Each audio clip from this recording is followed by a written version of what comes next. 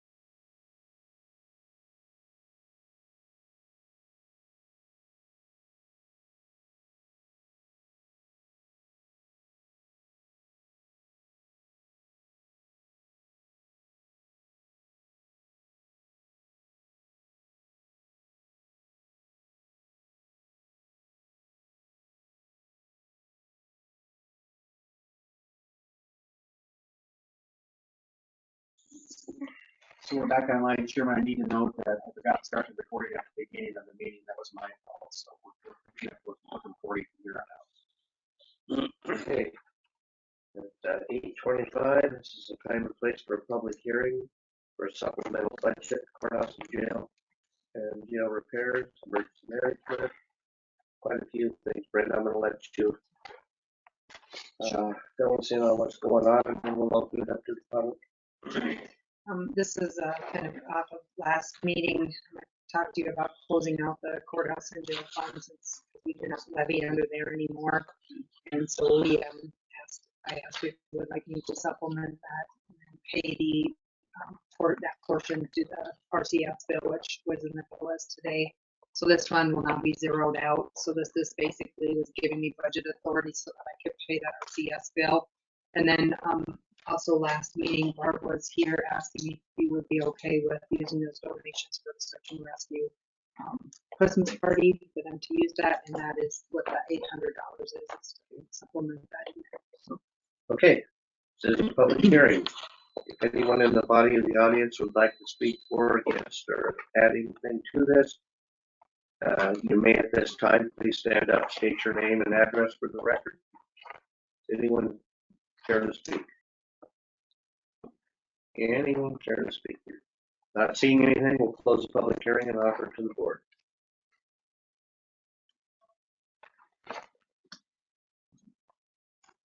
The main amount of $790,000 is courthouse repair. The 757, 932, 32. Yep, that is what's left in that fund. And so I'm supplementing it in there since those funds are assigned or restricted to courthouse and jail. I have to supplement that budget and pay it out of that line item. I can't transfer the cash. It's restricted for that purpose. So Thank you. That's going to close that account Yep. out now, and that's something I imagine the state auditor recommends we need to get rid of that. Yep. So They've it's a been- housekeeping item. they've been asking me to do it for a couple years now. So. Make a motion to approve what the supplement. I'll say. Okay, we have a motion and a second for approval of the budget supplement. Is there any further discussion?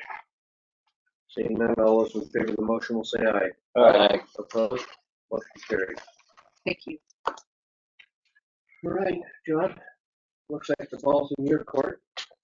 We have a bid opening today for a paving I project. gotta wait just 4 minutes for the 4 minutes. Well, get them down there. You can probably work on getting them envelopes open.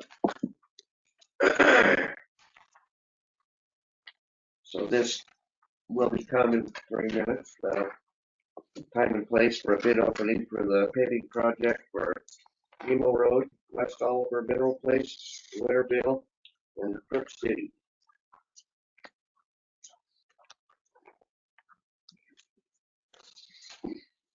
Looks like we got good activity out. I think we have 3.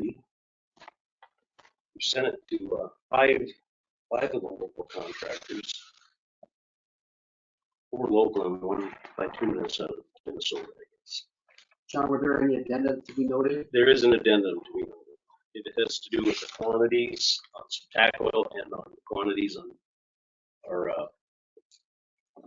approaches, tonnage for asphalt on the approaches. We also do have the engineers here to confirm the validity of these bids. Once we open them, we can turn them over to them. Okay, we'll wait a couple minutes here just in case there's a last minute one coming. Yep. Give everybody the opportunity. This was also published in the paper as well, twice.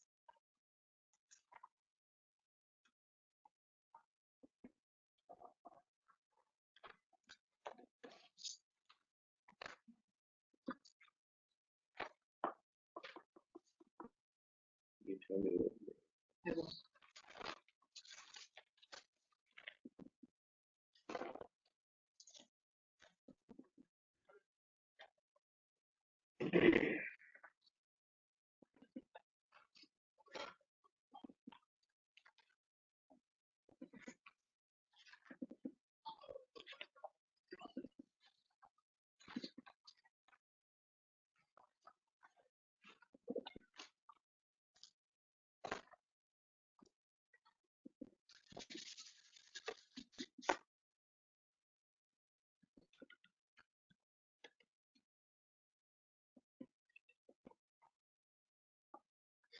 Realize how slow I'm moving is until you watch it.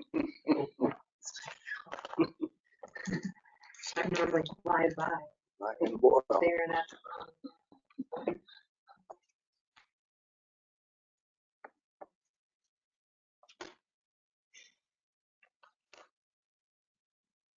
Okay. Mr. Bay, you may proceed. Okay, I'm gonna open them in the order the timestamp is on. First one is from Simon. Good fun.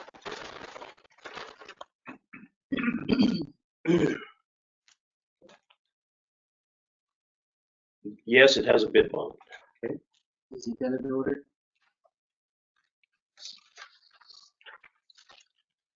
Yes, the addendum is noted. All right.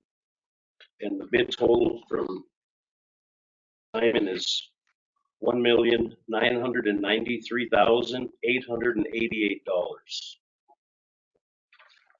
Could you repeat that one more time, please? $1,993,888. Thank you. And that's for all of them collectively? We bid these all collectively, yes, sir.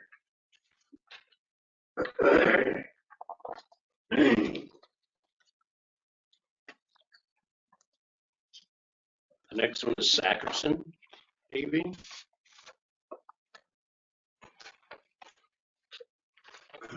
Does have a bid bond.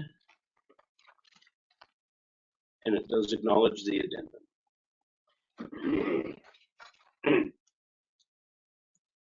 The bid is $2,178,478. 217,478. 217. Yes. 217,878. Thanks, Joe.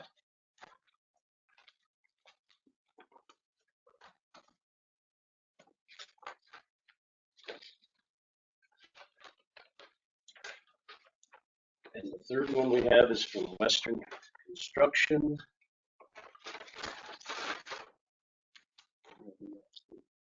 It does have the bid bond. And it does acknowledge the addendum.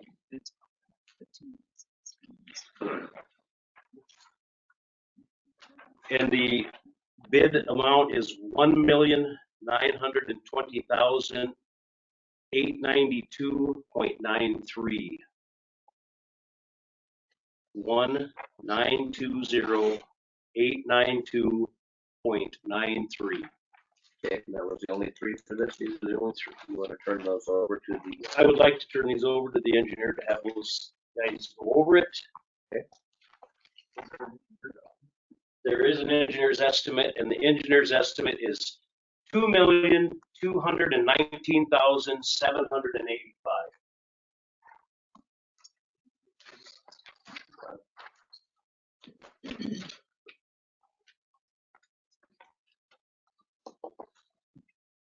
Okay, while they're doing that,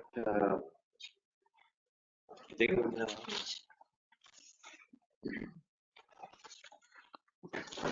what other business, John? We do have the annual bridge inspection for our annually inspected bridges.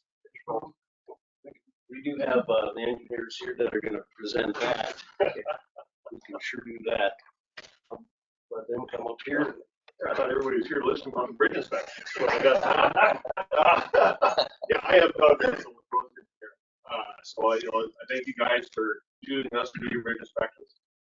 Zach Wilsey is here.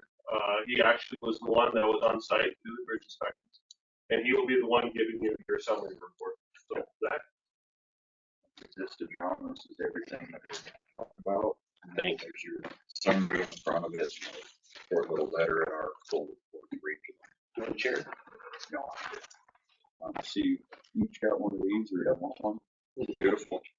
This is just our significant plannings report. For you guys, we only did 5 bridges this year, so they're kind of the ones that need the most attention. If you will. I said at one county meeting, the worst, I didn't like that word. I'll say the ones that are going to need the most funding and attention several years. So this first one is on I-90 Service Road crossing Crow Creek. It's a single span steel girder bridge. It's 83 years old, and the deck's starting to come apart. Just things don't last forever, as anyone who's gone back recently knows. This Redmond Miller. This would be right next to just right by me. Eventual full replacement is probably what you'd want to go for on this structure. There's not really any state money that would go towards funding a bridge of this age. So we'd recommend, if you wanted to extend the life of the bridge, put some sort of sealant like a silane or other similar product on that to kind of slow the deterioration.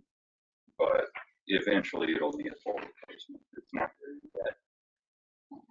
But it should be planned for eventually. So this second one, 118-111 is on Maitland Road. It's a single span concrete beam bridge, double T. It's got significant deterioration to some of those double T units and large structural cracks, and the steel caps are corroding. So we are going to recommend a 50% load rating to this structure, just for that deterioration, to keep those heavier loads off of it, and potentially extend its life quite a bit with it not getting beat up. We could look at replacing individual deck units or full rehabilitation or whatever you guys are more comfortable with. Discuss that later on, but that's just something we want to make everyone aware of. The third one, Christensen Road on the tributary to False Bottom Creek, is at 3 tons. Single units in combination is in design phase right now.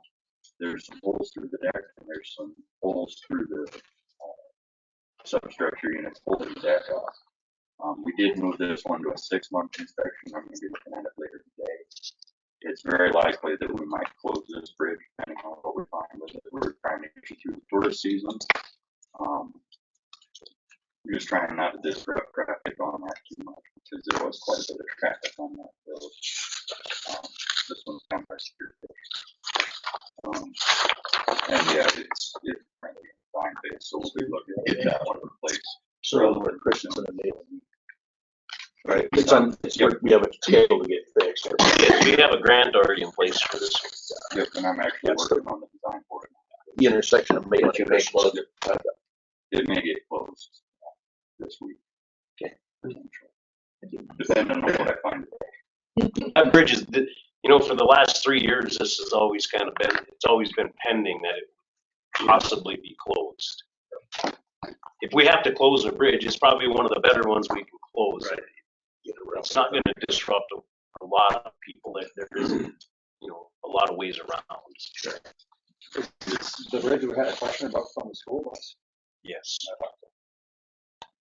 I wouldn't like to see a school bus come over this personally.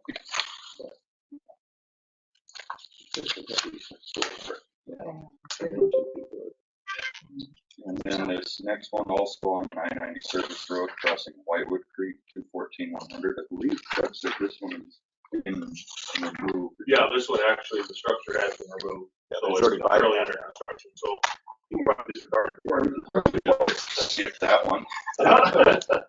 It was still there and still in place when we looked at it, but I questioned the DOT about that as well, because I'm like, we got a grant, they're ready to move in, but the answer I received was if traffic is still using it, it has to be inspected. So that's why we had to have it inspected, even though it was being removed within months.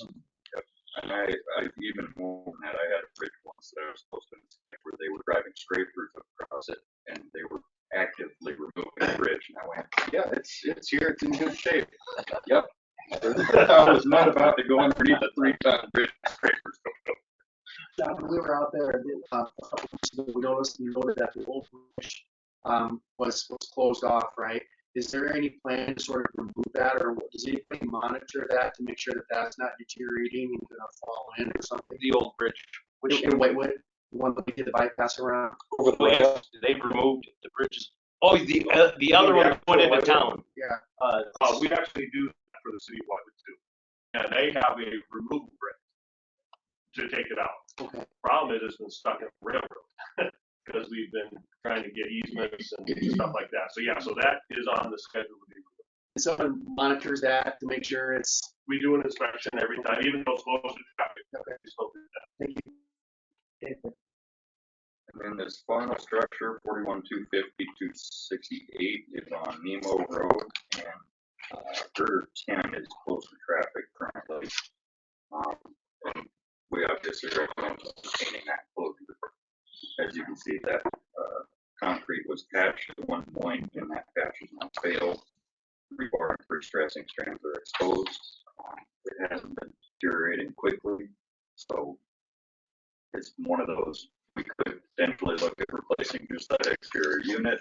We could just leave it closed. It's kind of up to you guys in funding. What we're thinking best for that. This is the bridge that we did hydraulic on already. Yes, we did 2 hydraulics on those. So the hydraulics part is done. Problem is they score in thirds.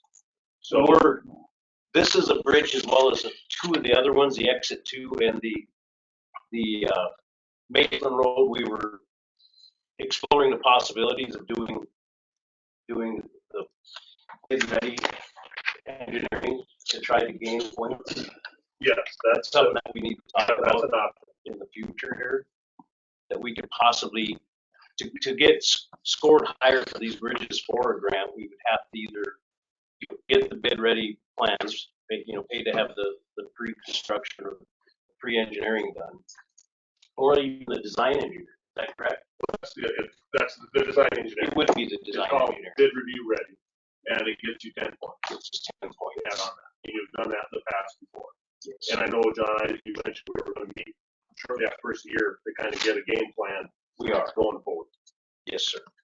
And we'll give you guys a report on that at that time. We can make some decisions on. We right now we do not have any bridges that score high enough to get a grant. And for instance, the exit 2 bridge, it's too old for a rehabilitation or a preservation grant. They won't allow us one on that because of the age of the bridge. Could that one be replaced with a big box culvert? That could be. I'm not sure it's a possibility. We can sure look at that hydraulics. Anything further? Gentlemen, thank you for the report. Thank you very much for selecting roads to do your pre-inspection. We appreciate it. You're going out today to do that? Yep. Happy bridge closing. Well, it'll be a team discussion. Let's take all the data. Won't be just me to get angry at. Hey, John, what else do we have to do?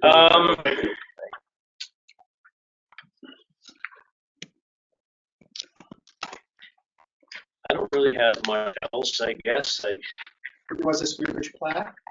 do have the Spearfish plat, yeah. You can see the marbles online. You guys ready for me? Not quite, but we're getting close. Okay. Is that finished? We get information. Okay. Well, So yeah, we can move on. Amber, you wanna get us going on this? We need to move along.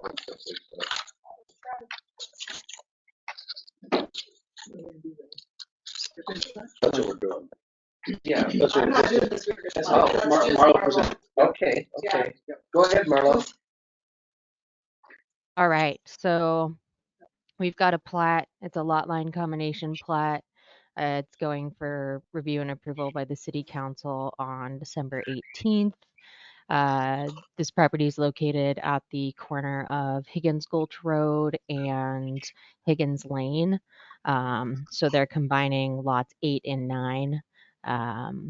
Couple of notes and items for consideration with this one. One of the stipulations of the plat is that the floodplain be removed prior to the Mylar being brought in. No new right-of-way is being dedicated as part of this plat. That's all already been dedicated. I've discussions with the property owners, and it sounds like Higgins Lane, it's a private access easement, or sorry, it's a public access easement, and the adjacent property owners maintain, but no road district has been established. No new density is being added. As such, no additional approach permits are going to be required.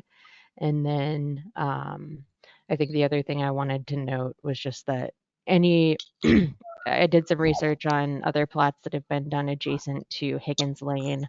And I know there's been some questions that have arisen with some other plats that we've had along Higgins Gulch Road, but in all of the prior plats that I was able to find along Higgins Lane, in the immediate vicinity of this plat, Alan Bonema had signed as the road authority with the note that approval of the plat is an indication that the county is going to take on maintenance of that right of way. So really what we're looking for here is your guys' approval for John to sign off on this plat. I'm happy to answer any questions you guys might have. What word are you looking for, Bruce? I had a lot, maybe. Do you want to weigh in on this, John, prior to us?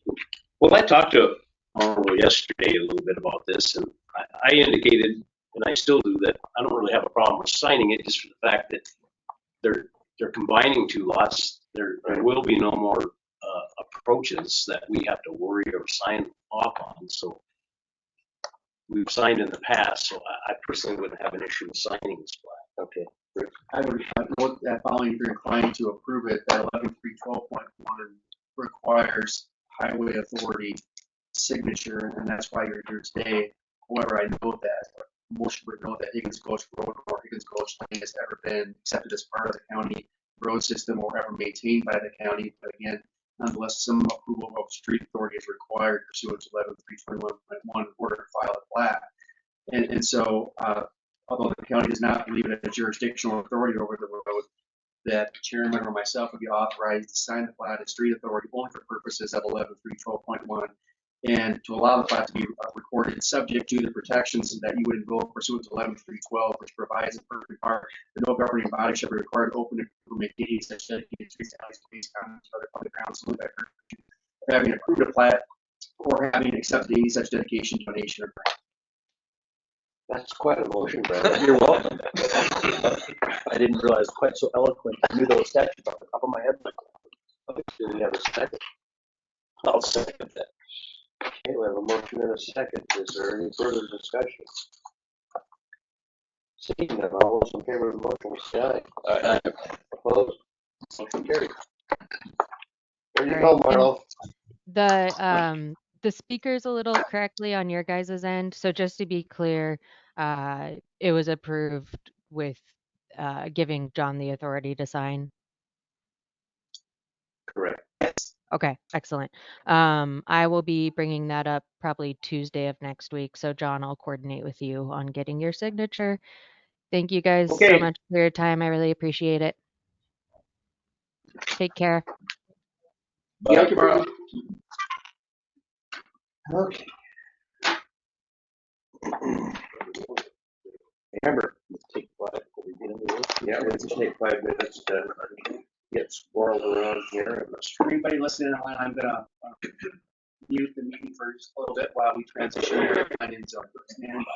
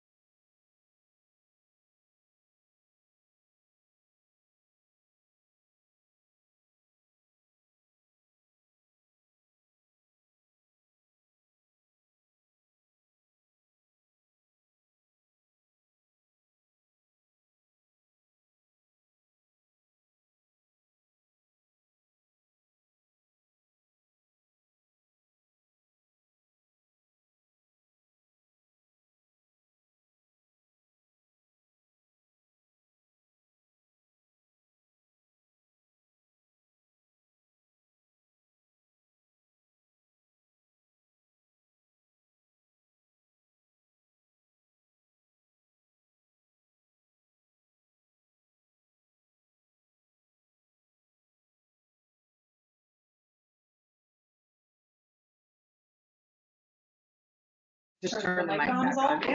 Yeah. Camera. And the camera? Can you hear us, Jackie? That's me. I don't want the camera put there. Well, that's quite the pose. So we'll get switch to camera. Says camera. Hi, camera. There's something I can remember. Oh, she's trying to talk. Never turn our mute off. There we go. Can you hear us, Jackie? Is that one? Oh, that one's on. She can hear us, but we can't hear her. You have to get rid of that orange shit. No, that was. No, that takes us out. That would be a problem.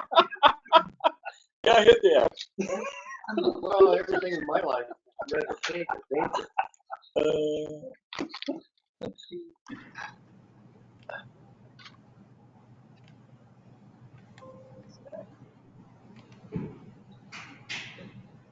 Okay, now, Now I hear something. Jackie, can you hear us now? She went home. Sound. John, can you hear us? So they're print label here. So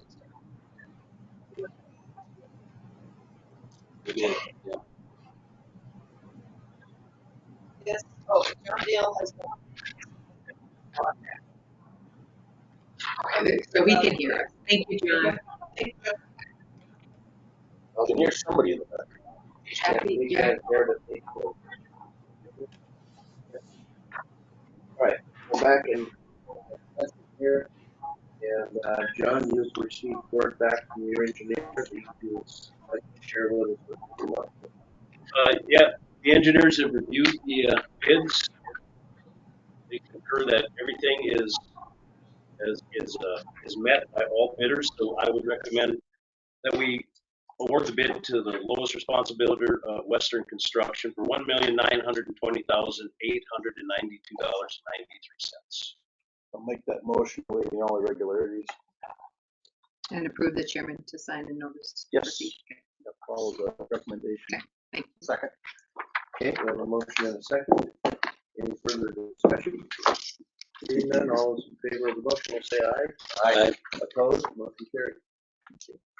Okay, John, thank you. Thank you, guys. Thanks, John. Thanks again. We're having trouble with hearing on our end. Yeah, we can't hear the people. They can hear us. Do you I need just to texted copy Jack. of it, John? I would John has no Do mic. it in favor back. Right. Yeah, just so I can have the original. Yep. Thank There's you. something. It was Jackie. I muted her. And Can we go up to settings? so Video? it's right. So I just. And Jackie says, yes, I can hear you, but it's super crackly. So she just must not be able to talk back. So, I don't know what the issue is. Okay, well, they can hear us. This is the time and place for the second reading of first reading and public hearing. November 28th, ordinance 23-3. Lawrence County Planning and Zoning legal restriction, access zoning districts. And this is to allow non-alcoholic beverage and food stand permit as an allowed special use live service district. Anything to add, Esther? Nope. Presented this to planning and zoning. They recommended approval as written with no changes. I mean, there was nobody at the meeting against it, so it was pretty simple. So it's up to the board for their approval. Motion to approve. second. With a motion and a second for approval. Any further discussion? Seeing none, all those in favor of the motion will say aye. Aye. Opposed, motion carried.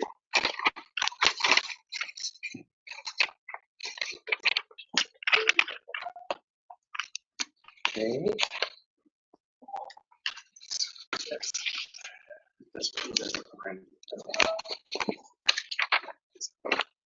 All right, Amber. Okay. Got too much paper. Mm-hmm. Memorandum of understanding. Wildflower Estates. Where is Wild? And exposure. Okay, Wildflower Estates is the one that you guys approved, along the interstate right outside Whitewood, right along the interstate. It's all done for the most part.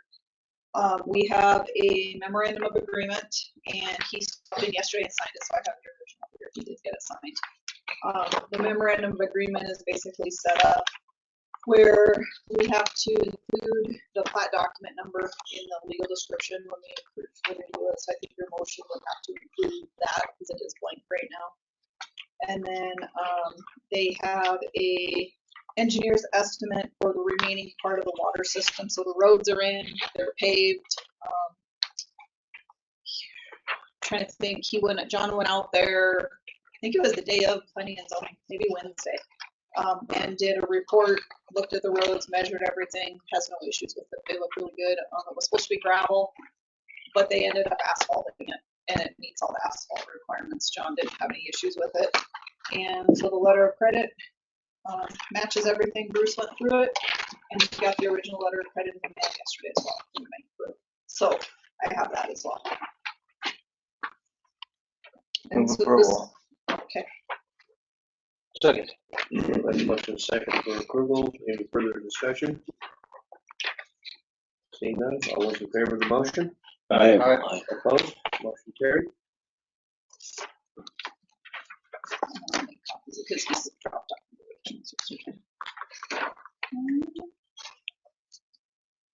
I guess you can sign that one.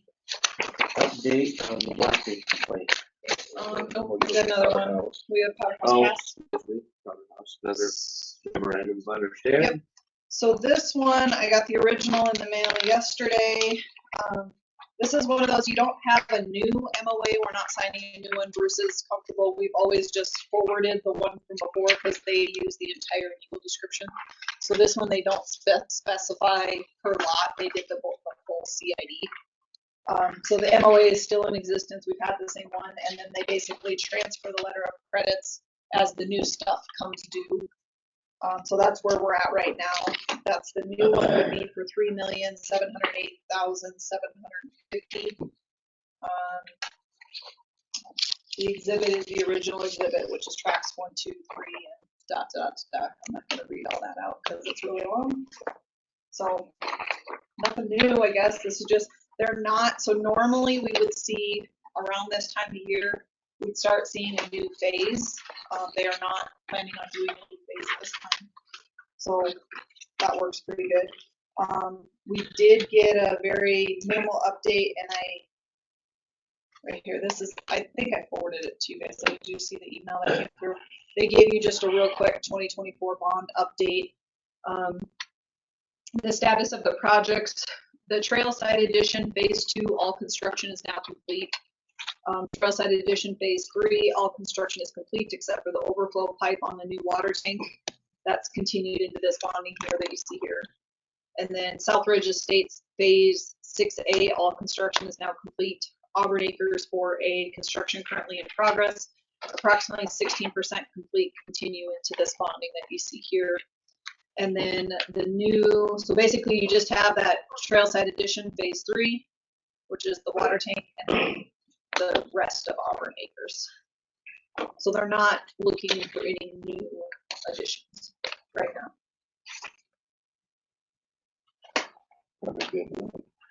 Yep.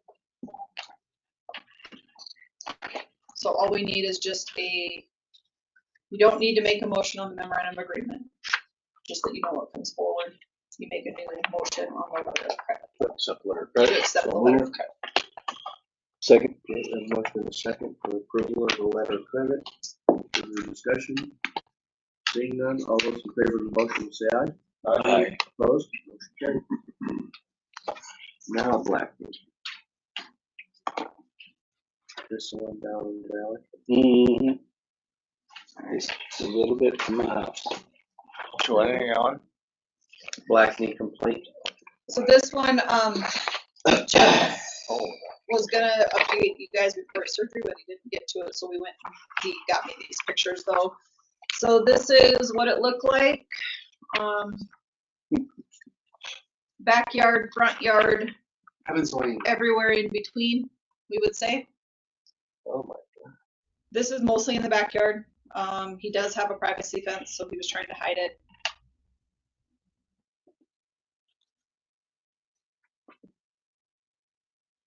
Cleaned up some on the front.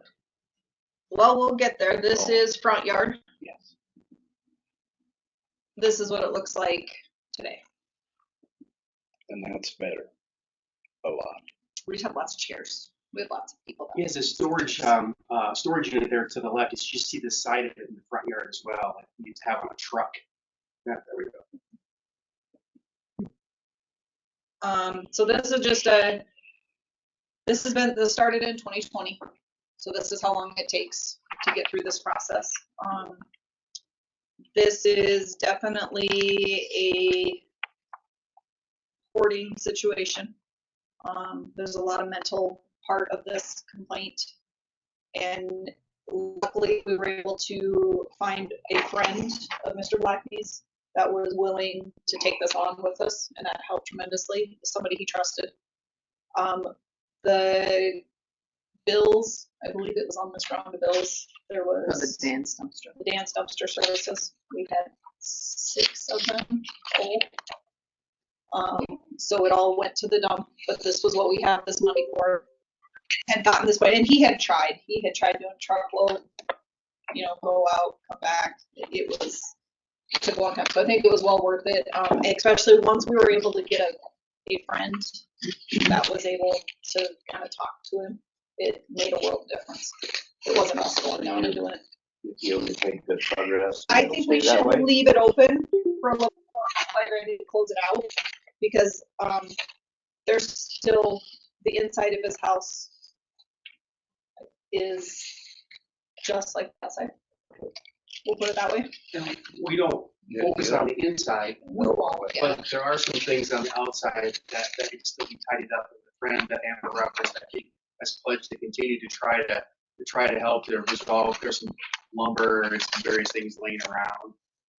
I never saw it before, but I went out after, and it's really I mean, you much can different. see in the pictures, he really has made a valid effort. So I would like to keep it open. I was thinking, let's get through the winter, see kind of what accumulates through the winter, and we'll touch base in the spring with it. I think would be the best thing. Nope, just wanted you to know, because I know we've had lots of people watching this one. All right, Alice Parker. This one is basically just at planning and zoning. We had talked to them about if you're comfortable in making the Sparger shop building, garage building, storage building a non-conforming allowed use. They've never had a conditional use permit for it. It's never been out there. She had asked me. I told her at this point it's not an allowed use. They can apply for a CP. But she said, well, we've always done it. We just never had anything. Basically, came in before there was any type of zoning on this. They've been there forever. We all know that. So the only thing because we don't allow storage units in the ag ground anymore, even as a conditional use. It's a little bit more difficult than it has been. And so I didn't know how to treat this one. So the only thing I could come up with is, according to our non-conforming use section, you guys, we can determine that it's an allowed non-conforming use. And that's what they're requesting. Mr. Chairman, Yes. I think the idea here is that the father is the one that put the structures up and had been using them as a paid storage unit for quite some time without ever getting a CUP. And I think the daughter then provided some documentation that her father had been doing so predating zoning in 1974, 1975, so that this would effectively be a pre-existing non-conforming use. Basically, grandfather did. I move we grandfather them in. That work for a motion? Let's Or do you want do to the same thing. Yeah, because then it's Want the specific. non-conforming part. Yeah, we can do the motion that planning and zoning made. Where is it? To approve the 2 existing structures as an allowed non-conforming use. And that was your That motion, wasn't works it, for you. Richard? And I second that motion. Okay, Yeah. we have a motion and a second. Is there any further discussion on it? Seeing none, all those in favor of the motion will say aye. Aye. Opposed? Aye. Got one opposition. Okay. Orange County Comprehensive Plan Amendment for future land use mapping. All right, so this one, this is the scope of work that I had contacted all of you guys to talk about it. This was the scope of work that I put together and ended up sending to the SE group. They got back to me about exactly what she told me. It'd be about $10,000 to go through this process in kind of conjunction with what City of Spearfish is already doing. And in the end, we would have a future land use map, and then we would have to add some additional language to our existing comprehensive plan that kind of lays out what the, that future land use would be in those different areas. This would be countywide, so we're not just focusing on Spearfish, even though Spearfish is doing basically the same thing around the Spearfish area, but we'd be piggybacking onto that so we could get all of the county. But I did not have this budgeted. It kind of came up. I think I could cover it, and then we could just see how the end of next year went. I never know. It just depends on, I have some money in professional services, which this would fall under just fine. Doesn't come out of next year's budget. Yeah, because they haven't started it. So, we wouldn't even, I don't even know if we'd have a meeting yet this year. It's almost Christmas already, so I don't think they're going to be doing much the next couple of weeks. That'd be January. Well, we actually have a meeting tonight With SE group, but not about this. Correct. Yeah, they wouldn't, I don't believe they planned on starting anything until after the holidays on this part to get us into next year for the next year's budget.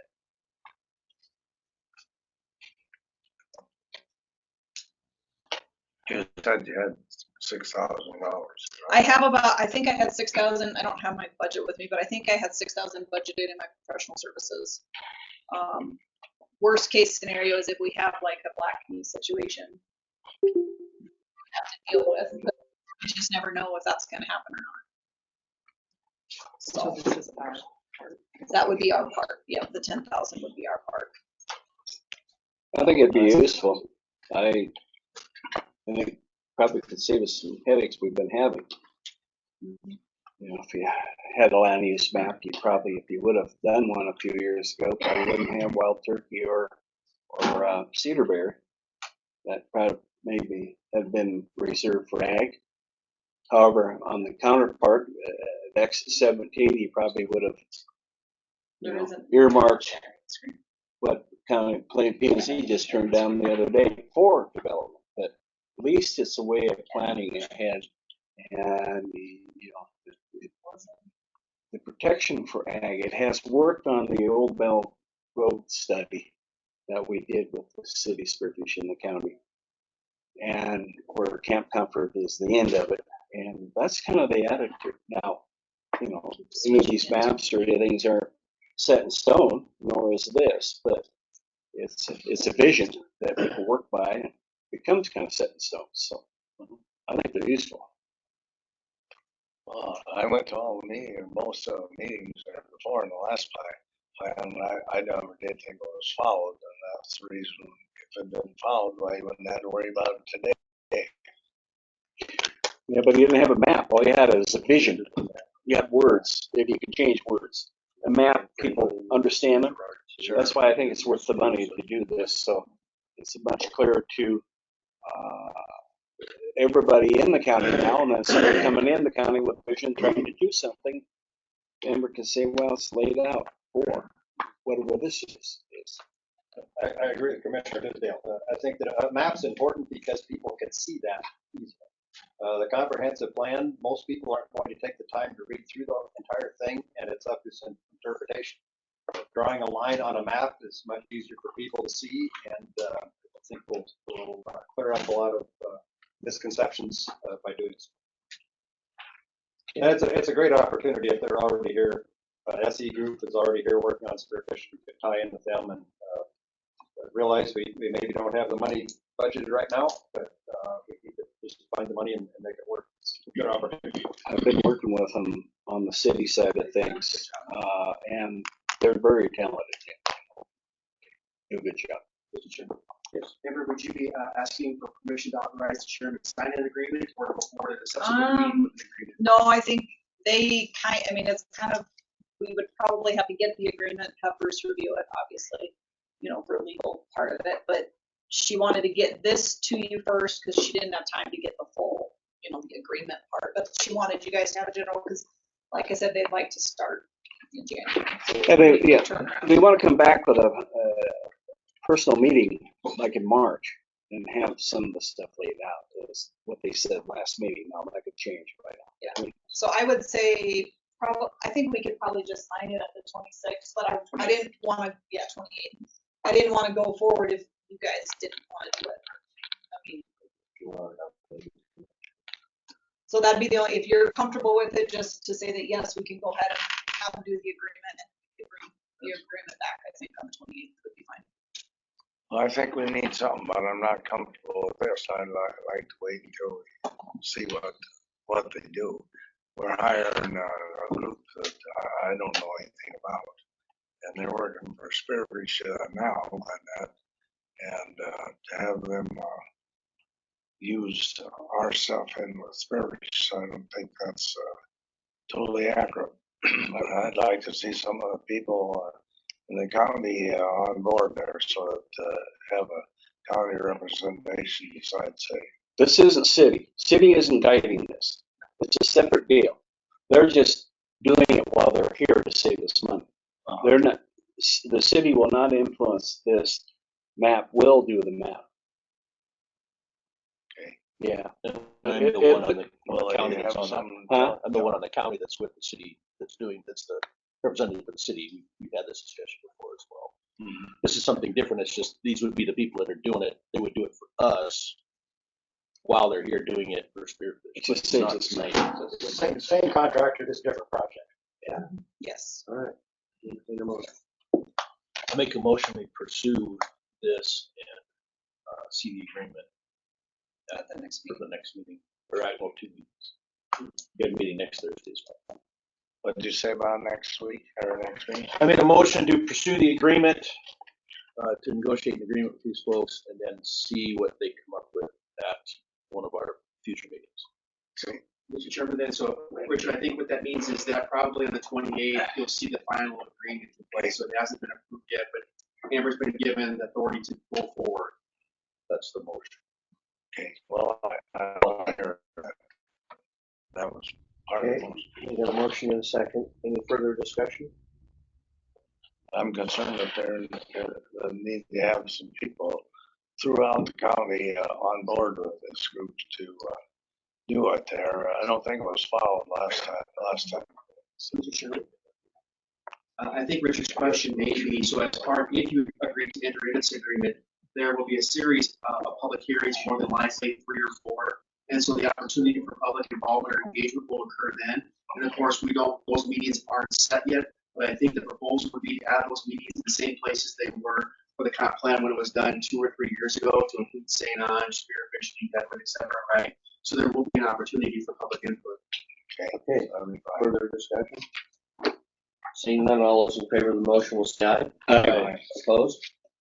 Motion carried. And I would ask between now and then, read the scope of work and go through the document that was submitted, because they did lay out exactly what they were going to do and how they were going to do it. You have a copy of that? It's in your packet. Mr. Keating is here and the surveyor here. I'm gonna go ahead and move down to the 2023-18, and we'll try to take care of yours so you can be on your way. Okay, thank you. And Gerard, just so you know, the bond was approved already too. Okay. We did that a little bit ago, so the bond was approved. So this is the plat that goes with the memorandum of agreement. So when we go through that, that's the number that I'll need. But this is a revised preliminary and final plat for Wildflower Estates. And basically, when you go through this, it's kind of hard to see on the screen, but we have a big copy up here if you need it. But Let's see how much I can blow it up. This is, it for the most part matches what we did. There was some a little bit lot reconfiguration, some road reconfiguration, but it's substantially the same, I would say, for the most part of what we already approved with the preliminary, but this is a revision, and then the final plat is right after this. Okay, I see the roads are in, fire plans complete. Yep. Okay. Planning and zoning recommended approval. Motion to approve the preliminary and the final. Okay, I'll second it. Further discussion?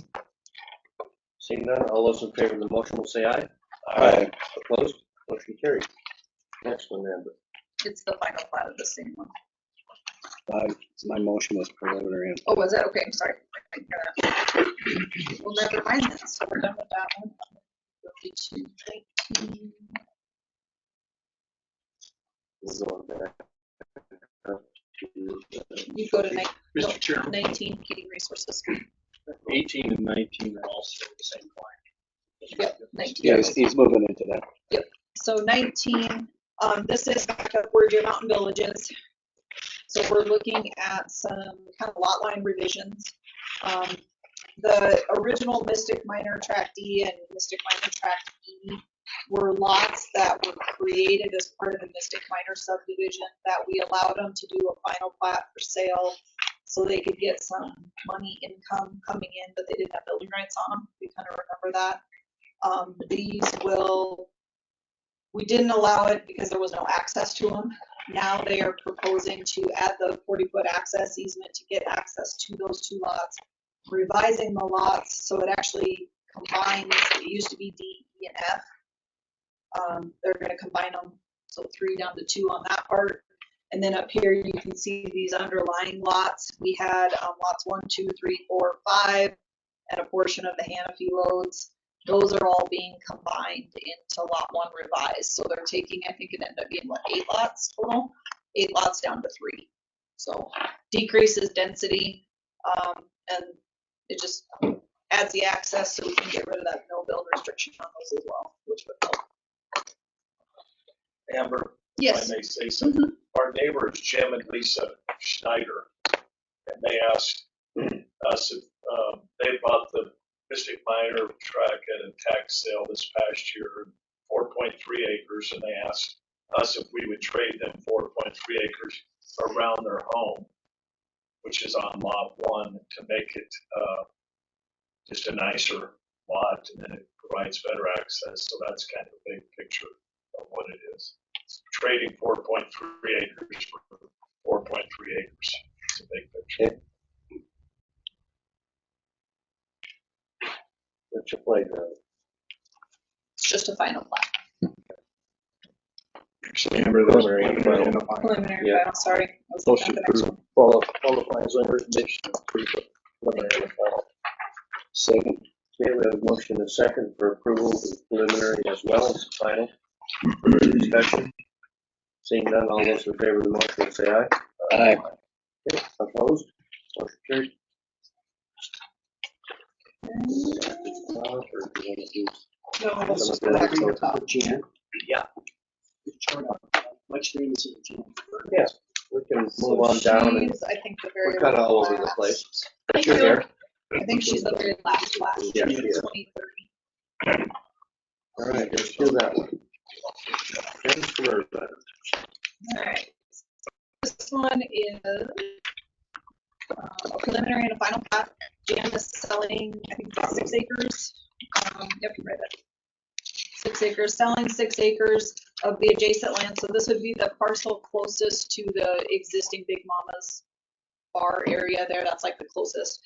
The only question that had come up, John Bay and I had discussed it before, and I let Jan know about it, but he did have a little bit of concern with the access because there's already kind of 2 driveways that go into Big Mama's, and then there's a driveway on this tract up here. He was a little concerned on site distance, but I know at the planning and zoning meeting, it was noted that they are planning on just doing that shared driveway that already goes into Big Mama's.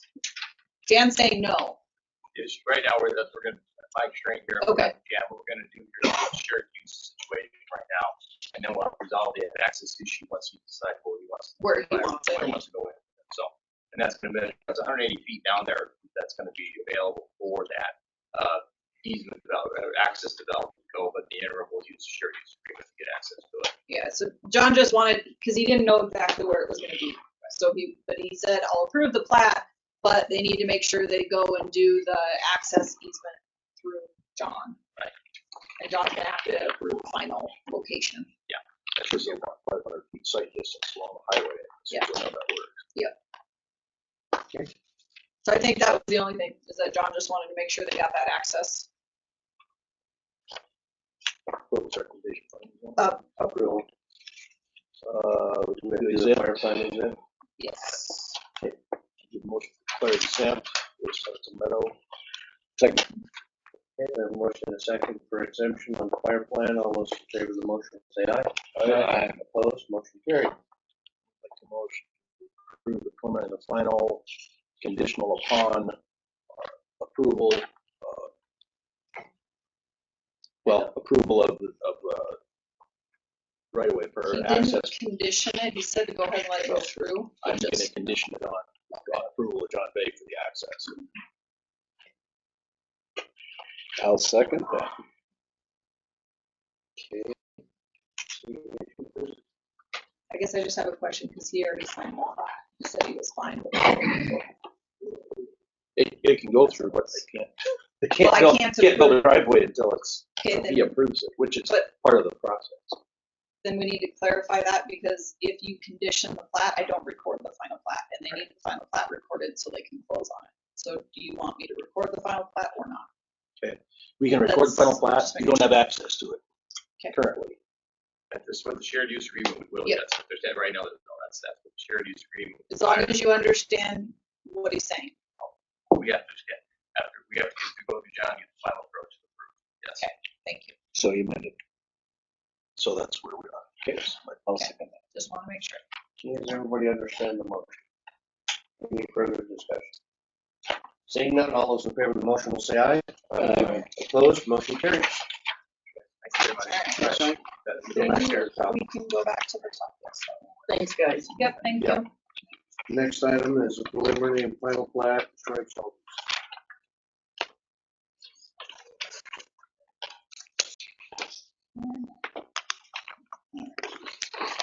So this is left over. Troy Schultz is back with this plat. Really, I don't think much has changed since the last time. He was able to provide, maybe I'll show this first. So we got two different revisions from, this is from Pauline Eddy, had gone out and tried to work on some stuff. So this is where that culvert is. Cistern up here, this was the original drain field layout. After she submitted this one, she also went back through and she sent me another email that said she feels like the mound system is a better option. So this was the secondary design of the mound system. You can still see, location, building here, mound here, water cistern up here. He is, according to this, the building setbacks are met for the structure. So ultimately, the same decision still is before you onto whether or not I think he's provided the information you've asked him. Does it meet it? Can it fit on there? All of that stuff. He's done that part. But ultimately, I can't accept these for building plans until I know if you're going to accept the lot to be a buildable lot. So you have to approve the plat so we know we can build on it. Mr. Chairman, is there still a density question on this? Honestly, with this one, it is totally your guys' decision because the density, yes and no, because you have to keep in mind that whole 2-bit was mineral survey load, mineral survey load, mineral survey load, and they kind of used, I don't even know if I could trace where it all is because it's all been sold into 2-bit 1, 2-bit 2, 2-bit 3. I tried to go back. If you look at acreages, they probably have enough density left. But this lot was never created as a lot. Did you make it out and look at this area or not? It's a drainage. It's literally where there's two drainages that come in there except highway, and they fill it in. So I was kind of recollecting. The property line on the, well, there would be on the left-hand side is a bank. It's a big slope.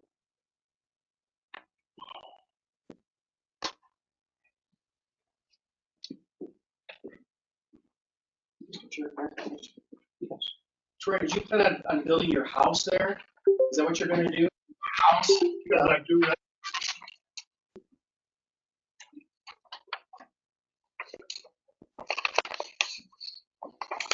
That little remainder lot did survive a lot of subdivision over time. It's fairly interesting how it never got incorporated into an adjacent lot. And I'm just pointing out some facts. It has existed for quite some time. It is smaller than some of the adjacent lots. When you look at it, it's understandable because it's the drainage. I mean, No one wanted it.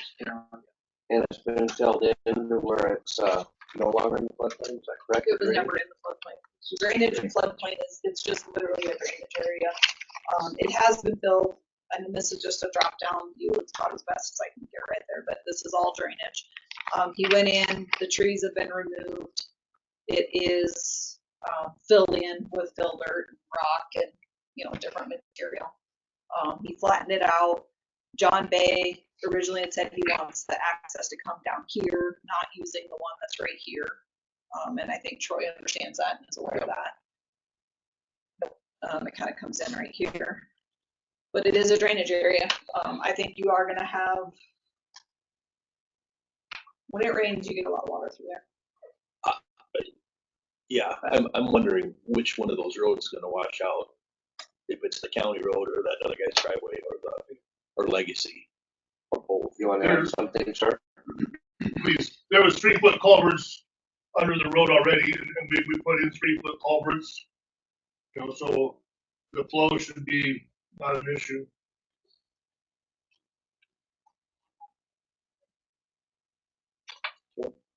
What do you want to do, gentlemen? I'll move to follow recommendations and deny the plat. Second. Preliminary and final, because we didn't approve the plat. Are you making a motion to deny both preliminary and final? Yes. This is going to the drainage issues. Yes, Commissioner seconded it. Further discussion? Who second? I did. All those in favor of the motion will say aye. Aye. Aye.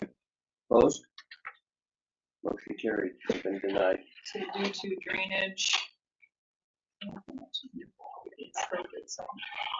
So at this point, I guess I want to make sure it's clear because I know Troy's going to ask me that question. At this point, this lot is deemed a non-buildable site. So with that, I think I don't even know what to do with that from a tax base because EQ asked me, so it might come up. We've never actually deemed a lot not buildable. I think state law, if the management chairman requires that there be some value attached, but they would take into consideration the fact that, I guess it's that it's non-buildable, but there would at least be a de minimis amount attached to it. Okay, I can just read up the minutes to show it, I guess. All right, next item, same on fire department. Preliminary. This will have to be deemed exempt as well.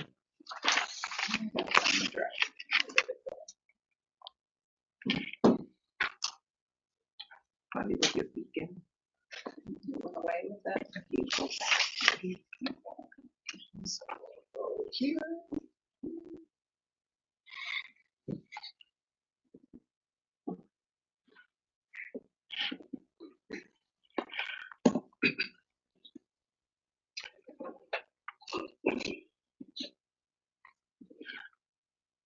All the way back in. All right, we are on 15, I believe.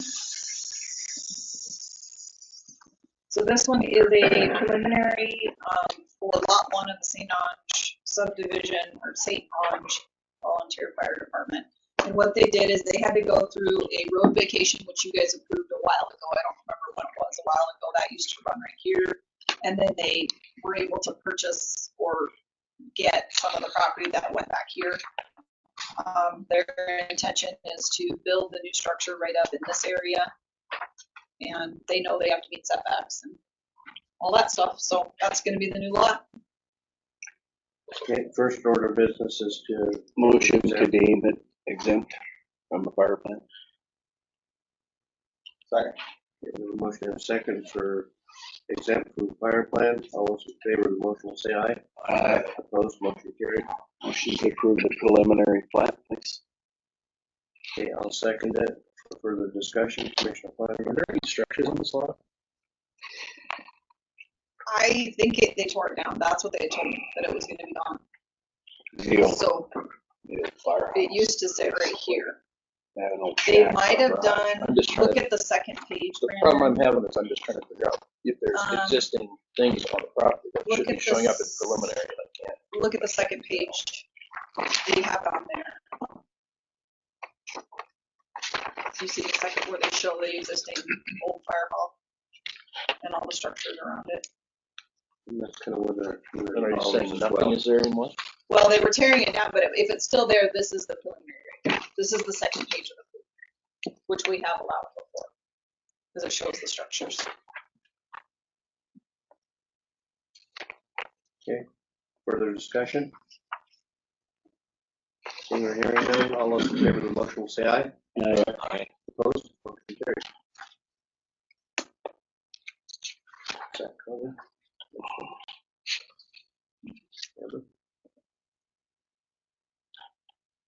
Number 16. Did you find it? Okay.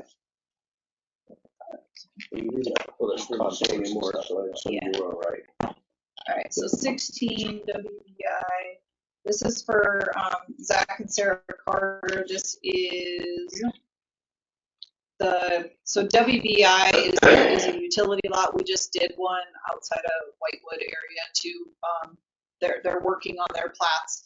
They would like to be able to put, I believe it's going to end up being an MU station. I guess you're not station. I did the same thing. The pipes. I don't know what you want to call it. It's a utility lot. So Bringing in bigger lines. yeah, and just then bigger utilizes the areas there. gas.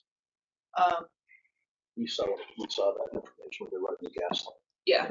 Yeah. Yeah. And I think we'll have one more WBI one that we've been contacted about. The gentleman was here, So- but I see he's gone now, but if anyone needs any further explanation, he was here. Mhm. Is this something by the proposed storage units? Yeah. Kind of in that, yeah, that general vicinity, yes.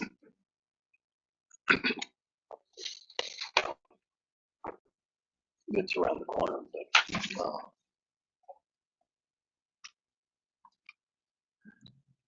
It's just a Need final. an exemption again? Yeah, you could do an exemption on it, yes. motion to deem it exempt. Second fire plan. Okay, you have a motion and a second for exempt. All those in favor of the motion will say aye. Aye. Opposed, motion carried. Okay, what's there? Motion to approve the preliminary. I'll second. Go ahead. Any further discussion? Seeing none, all those in favor of the motion will say aye. Aye. Opposed, motion carried. Next one is a final plat for Raleigh Ranch East. They are combining lots 28 and 29 into one lot. There is no structures on there, so we did not require a preliminary.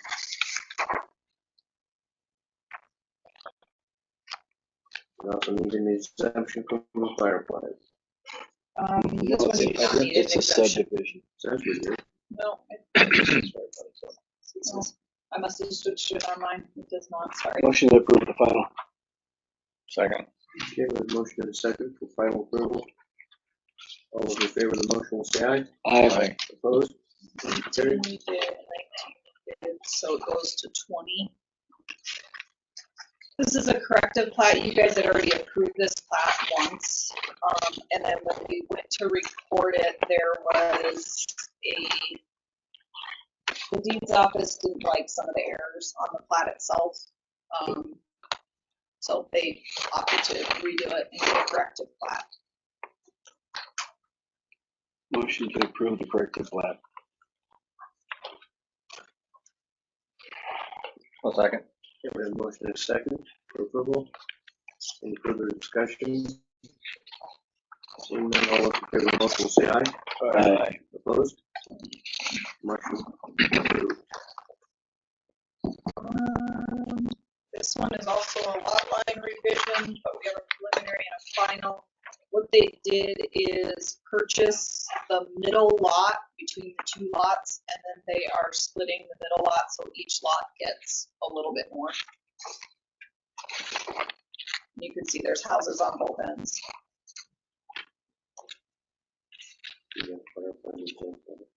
Motion to This give one, there would exempt. be, Second. Okay, we have a motion and a second for exemption on the fire plan. All those in favor of the motion will say aye. Aye. Opposed? Motion carried. and then the motion was to approve preliminary and final at planning and zoning as well. Most follow recommendation. Approve preliminary and final. Second. Okay, we have a motion and a second. Mr. Chair. Further discussion. Just could you explain, Amber, that they do not have an approved variance from the county for the structures? Yeah, well, just because they're existing old structures, those cabins have been there, so sometimes the question comes up is why don't they meet like the setback if there's a corner in? We usually don't require it in scenarios like this, because you can see like this house is right up to the property line. Who knows, I mean, they're older cabins, they're Spearfish Canyon lots. Okay, yep. So as long as they aren't showing that it crosses the property line, they don't usually say a whole lot. Any further discussion? All those in favor of the motion say aye. Aye. Opposed? Motion carried.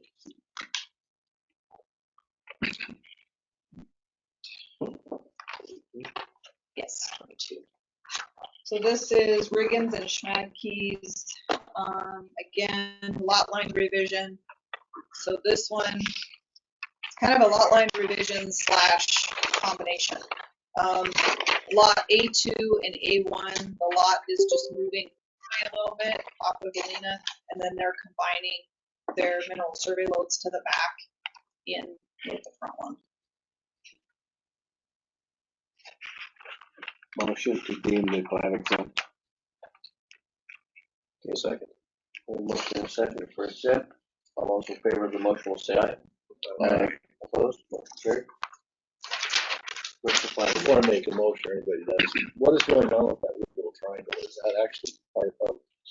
This is part of this lot right here, A2. It kind of goes over I and was looking at that, I thought that's what I was saying. there is an opening Just between a those little 2 bit of a points. gap, It's yeah. just hard to read. Blocking trail. No, it's not. It's not his. No, it's not. Okay. What's your pleasure on? Preliminary and a final, and Motion through the preliminary and final. I'll second it. Further discussion. Seeing none, all in favor of the motion will say aye. Aye. Opposed? Motion carried.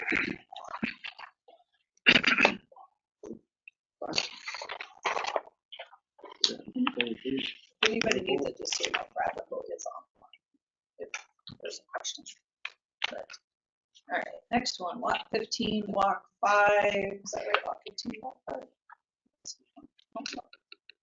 Slots 1A and 1B.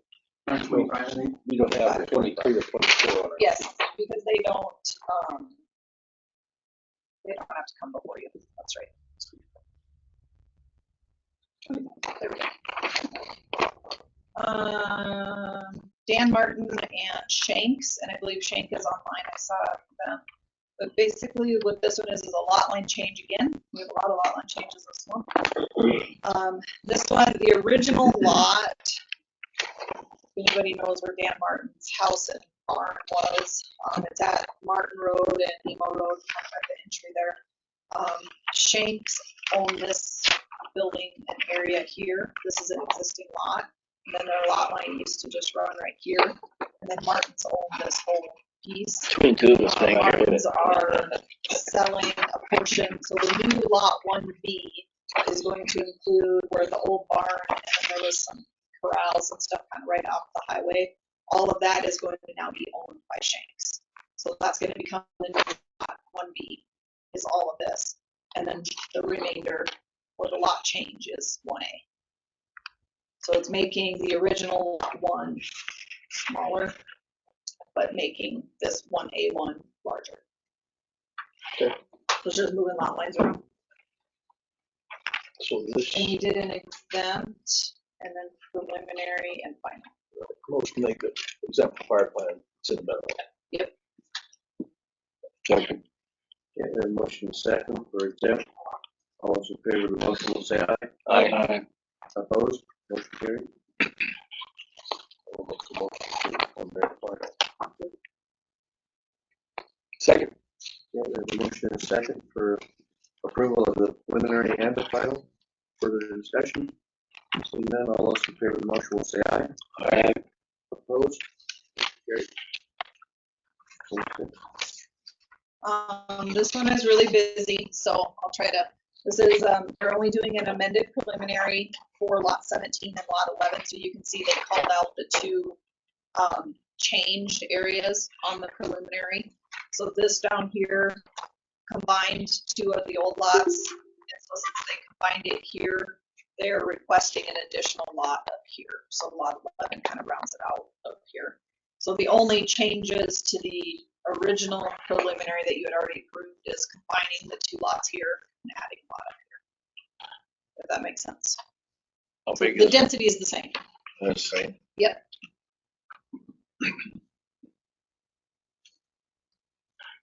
Motion to approve the preliminary. I'll second it. Any further discussion? Seeing none, all in favor of the motion will say aye. Aye. Opposed? Motion carried. Okay, this one is just a lot 15, block 5 of Auburn Acres. Auburn Acres, they already have most of the infrastructure in. This matches the original preliminary plat. There's no That's changes. on our agenda. It Yeah, does this show is- up in my this is 100 pump 29. drive. Doing Klein. No, 28. We don't have it on our Don't have it agenda. on the agenda.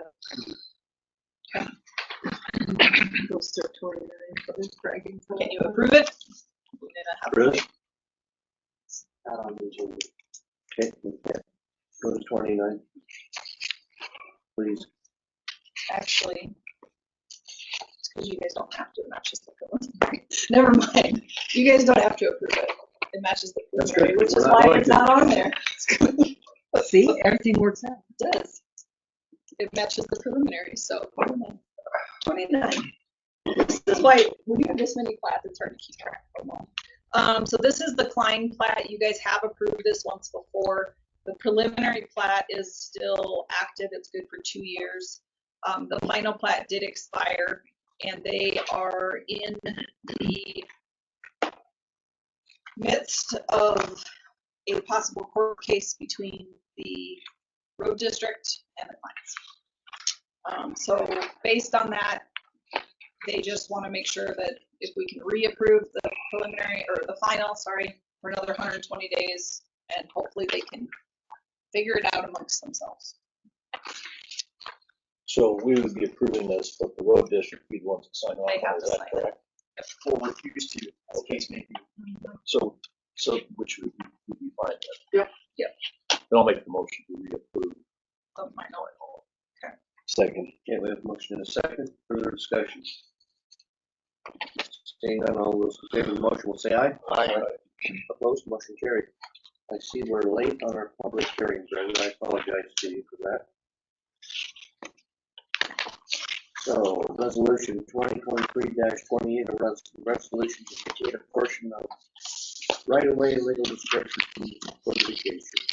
Chairman, if I may get started, yeah, I think you have a copy of it in your packet, and this is a little bit unusual. This is part 1 of part 2. So part 2 you'll see, I think, at your next meeting on the 28th. This petition, however, is only meant to vacate a portion of publicly dedicated right-of-way on the plat. I don't see the order here, but as I understand what happened is that the roadway was platted, the road was constructed, or the road was constructed did not exactly match what was platted. So I think of it kind of like a coloring book where they didn't color outside the lines, but they did color up to the line. So instead of erasing something where they colored outside the lines, they're trying to make the lines match what was colored, if that makes sense. And so it's just that little fractional part, I think just around that cul-de-sac, there's just two little parts there. I think it is a public hearing.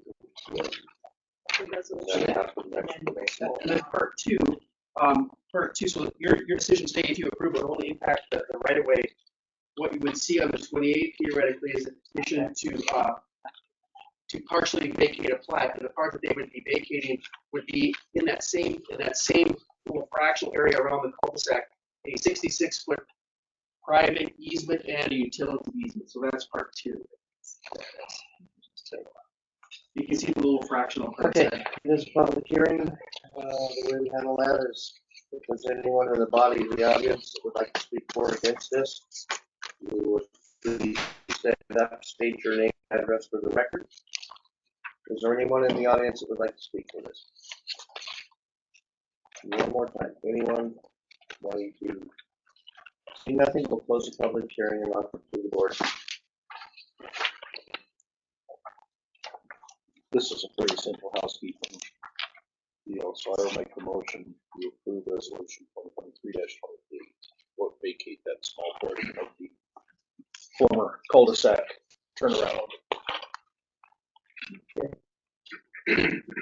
I'll second it. Is there further discussion? Seeing none, all those in favor of the motion will say aye. Aye. Opposed?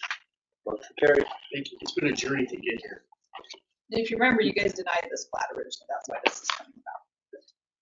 You've seen this before. Over at It looks City Hall. familiar, but Not this part, but yeah. You're supposed to sign this. Supposed to give that to you. All right.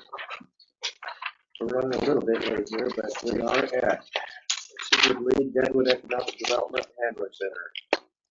Go to discussion and action. Request for mining severance tax funds.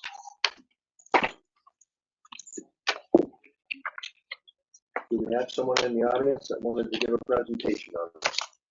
Or you have one? I just over 5 minutes. All right. I wanted to point out that Marvin Mutual is here, and I just went out to see if there's anybody else. I think the difficult might Is Marvin going to lead the charge? He will, yes. He's the one that submitted the one-page document that you have as part of your file. Mr. Chairman, I think that's the next item on The Whitewood one. You're here for the Whitewood one, Marvin? Yeah. Yeah, this is the lead one. Was it first? Go ahead. Leads first. I'm sorry. Is there anyone? Oh, there's Here's your onion. economic development.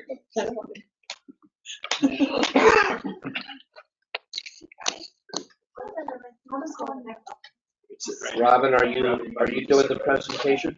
What? Are you doing the presentation? Tag team. Tag team between Emma and I. Okay, well, we're here ready for whoever wants to start the ball rolling. Perfect. Okay. Oh, they're going now? Not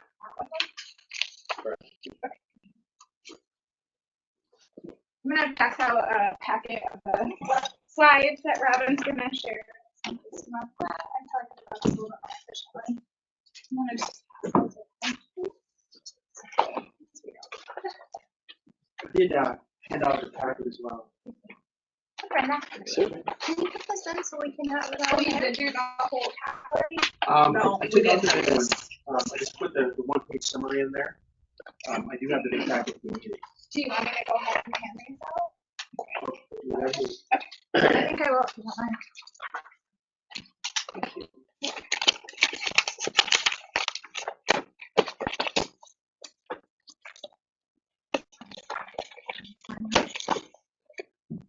Which is it under the county commission? Yes. Can I get a PowerPoint or a PDF just in case the PowerPoint doesn't work here, Amber?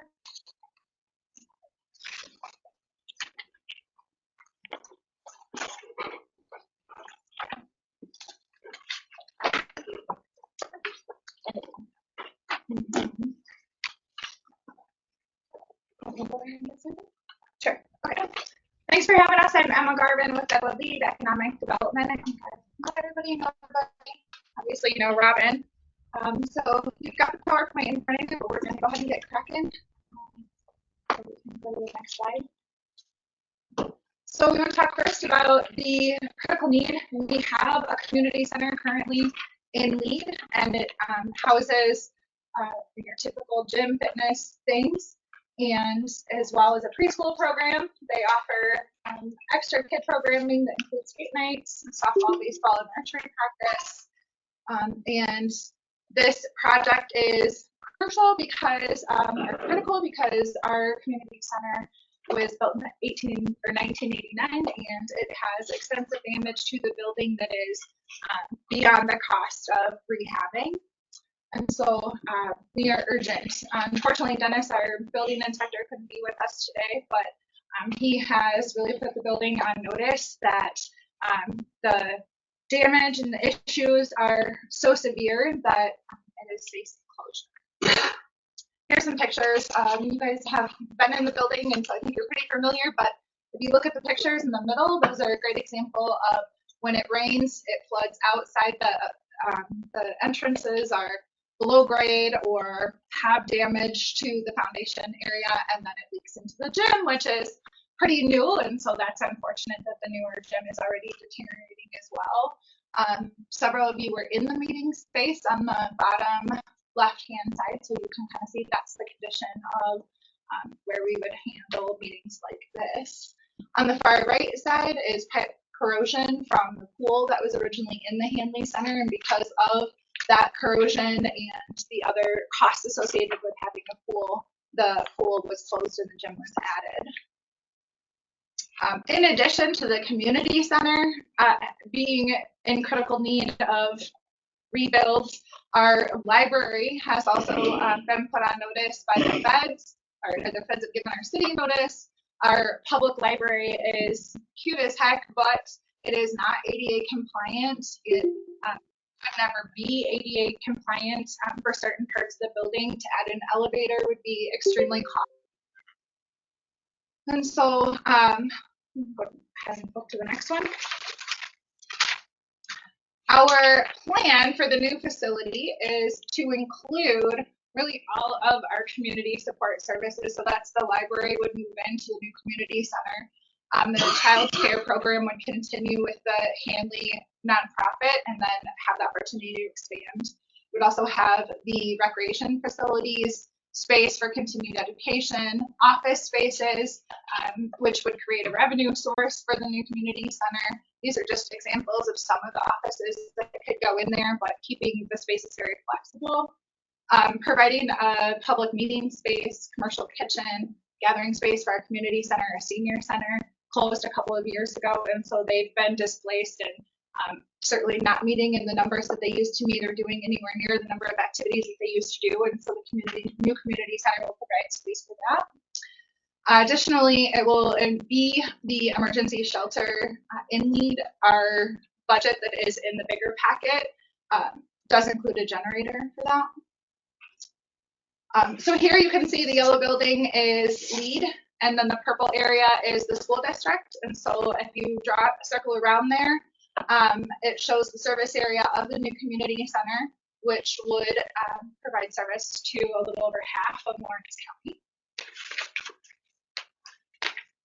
Here is just a simple site plan that we had pulled together to show where the building currently sits. The new community center would be 3 floors at just under 35,000 square feet. I think we're right around 33,000 now, but it is, we did a site analysis that's also in the black packet and really determined that the current location is the best location. The land is paid for. There is access from both Miners and Railroad Avenue that would be really conducive to having the gym on top and the library and community services on the lower level. And I think you can see that in the next.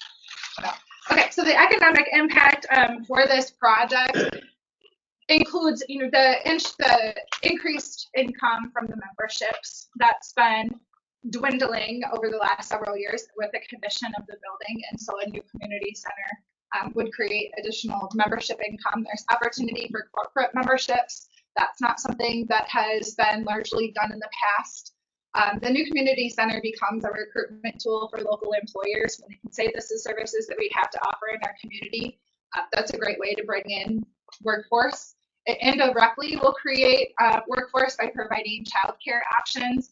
We did a childcare analysis. It's also in the larger packet that shows that we have 5 daycares. Only 1 is licensed, and they're all pretty well maxed out. I think there's 3 openings total for Deadwood and Lee. And again, only 1 licensed, and so this would provide additional childcare options. And then moving on to the employment opportunities, right away as the community center opens, it's going to offer some direct jobs. So we anticipate about 40 employment positions total within the community center once it's done. But the direct jobs will come from the lead community center director, center assistants, facility managers, program assistants, and things like that. And then indirectly, those extra community spaces will allow for additional people to rejoin the workforce. So you can see that proven through Gnarly Pines Makerspace on Main Street in Meade. Nick Bennett used to work at the community center, got a lot of requests from people saying, how come you don't have a space? I want to run my business. They just didn't have the room for it, or it wasn't in the right condition. And so he took it upon himself to open Gnarly Pines, and they're now tapped out at 10 businesses. So that shows us that there is quite a demand for people to get back into the workforce, whether it's through dance classes or fitness classes or using the commercial kitchen.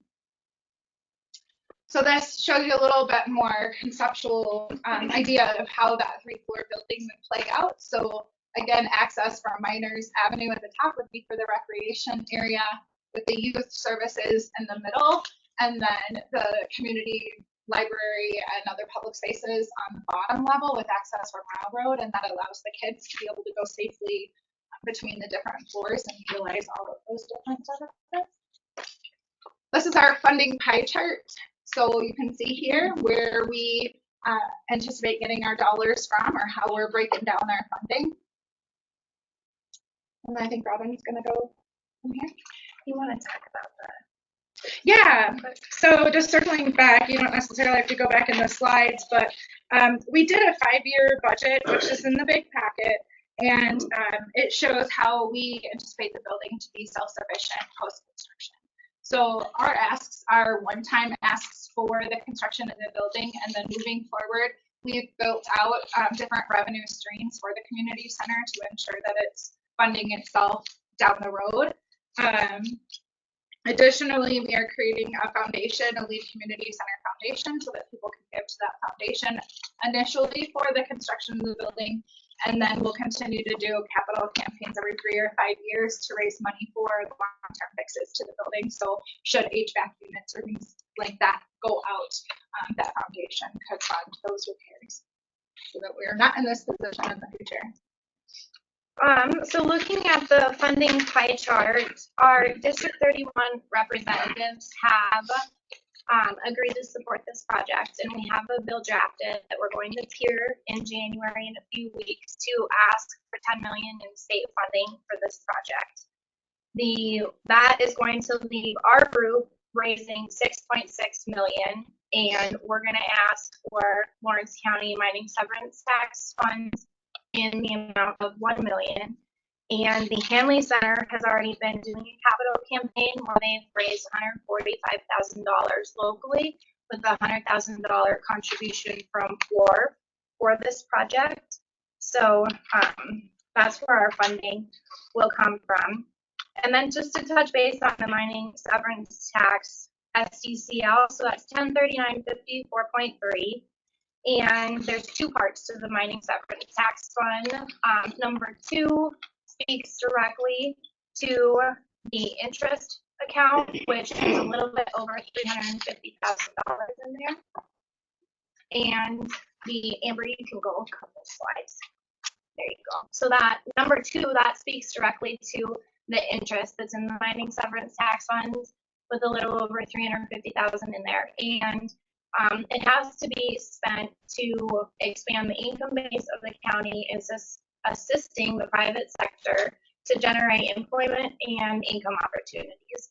and this can be used at the discretion of the county commission. And so we feel that this project directly qualifies for that under that statute by providing economic impact, economic development, employment.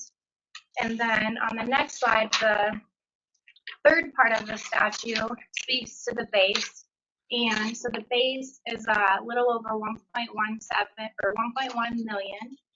And these funds are different than the interest. And so the project has to have a significant positive impact on the economic base.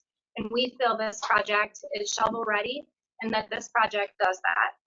The other thing is it has to provide employment levels. And so we've shown direct employment levels and then also indirect employment levels because we can provide additional childcare, and we know that's directly correlated to the workforce. And so if there are people that aren't working because they don't have childcare, this will directly help that scenario.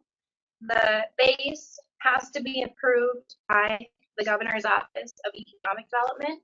We have been in touch with their office. They feel that this project qualifies for this funding, and it has to have a credible feasibility analysis, which that's our 5-year projected budget plan. And so the ask is to help with the initial construction of this facility, and the 5-year budget plan shows that the facility will be self-sufficient, self-funding. This is a one-time ask for construction costs for this project.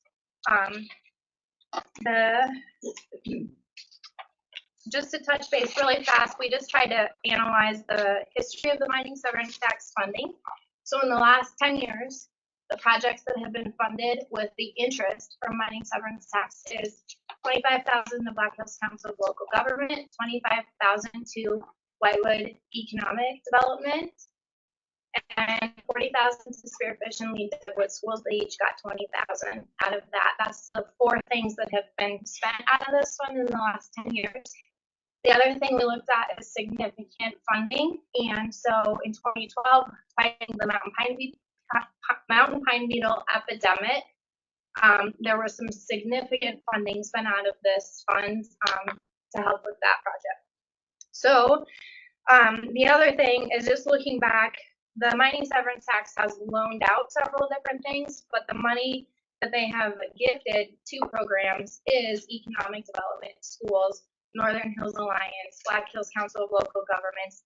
All of those things are in direct alignment with this project and with the services that this project will provide. And so our ask is for $1 million in one-time funding and $250,000 from the interest account, $750,000 from the base. And the reason we feel like we can ask for your support for this project is this is really shovel ready, pending funding. You guys were all in the building. We know that we have an issue. This is a critical need, and the last thing we want is that building to close and for us to lose those services. We have approval already from the Governor's Office of Economic Development. The project is sustainable. We have the budget plan. All these services are already in service somewhere. It's just moving them into one roof. So we can show that this will be self-sufficient funding on its own. The city of Lead directly supports this project. Lead's the only community around that the city doesn't own, operate, and maintain the community center. And it's because Homestake used to do that. And we don't have Homestake anymore. So by funding this, that provides us a new facility that the city will take over. The city will own it, operate it, manage it, maintain it, fund the initial position. And they already provide budget dollars for operating costs. They're committed to providing in-kind for helping with demolition permit costs. And so the city is on board with this project. And then we also have key stakeholders. There's a lot of supporters in the room here from key people in the community that also support this project. This group's already raised $145,000 of capital campaigns for this project with the $100,000 from WARP. So The community supports this, and we know it's an issue. And this project invests in childcare and a space for kids to go after school that can help them not have to be in places like the public service center later on in life. And so this is a needed place here in Lead, and we ask for your support. We would like to host a press release with our District 31 representatives in Lawrence County, City of Lead, all the stakeholders, and we would like your support in that. We would like to announce the funding, and we would like to request your support in peer when we're going to peer, you know, legislators, other people that you can help bring awareness to our project. And one last thing, I know we're going over a little bit, but we know this is a big ask, and we know this fund is regenerating right now, but something that our group has come up with that might help with that is the mining severance tax right now is split 80-20, 80 goes to the 20 goes to the county, capped at $1 million per mining company. That was put in place in 1988. That's not taking into account inflation. So 2023 dollars are 2.5 times the amount of 1988 dollars. If it's possible to ask for a legislative change to change the cap, that would allow the county to start recouping some of those funds that the state is only getting at this time. You know, the mining severance tax started in 1988. The county met the cap in 94 and has not gotten any additional funds since then. So that's a solution that we're trying to bring to the table because we know we have a big ask. So, Okay, thank you. Sure. yes, Bruce. Robin, is it true that the city of Lead is looking to build a new street department? That limits your bonding capacity? Yes.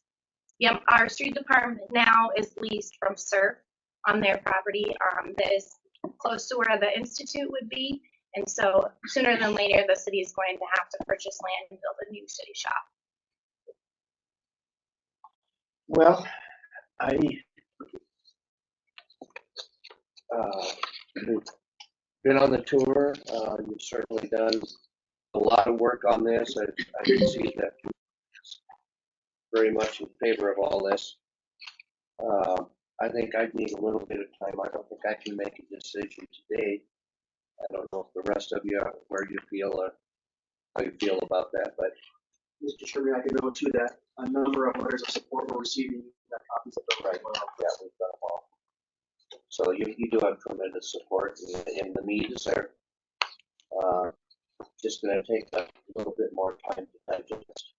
It's a large ask. Mr. Jennings. Just one question for you. If the commission was to approve funds being set aside for the mine severance tax for this project, and it became difficult to get the money out of the state, that would leave us with tying up money, pledging it to the project without you losing your major funding source. So have you thought about a timeline of what you would do if that did happen? Yeah, we have had our federal offices, so Ramsden's and Johnson's offices have all also toured the building and have expressed their interest in us in putting in a congressional delegation spending authority, and that would be through their offices for this project, except their timeline is like 2 to 3 years out. And so their application process would be April to June of this summer, so we will know how we land with the state before that happens, and then they're all in support of the project and asking for federal funding. It just takes a lot longer, and we're worried that the building will close in the meantime of those 2 to 3 years. And I'm assuming you're thinking of starting to knock it down with the hammer until you get the funding in place. Yeah. Okay. So it is possible we have our funds tied up for 2 to 3 years until you get federal approval at the state.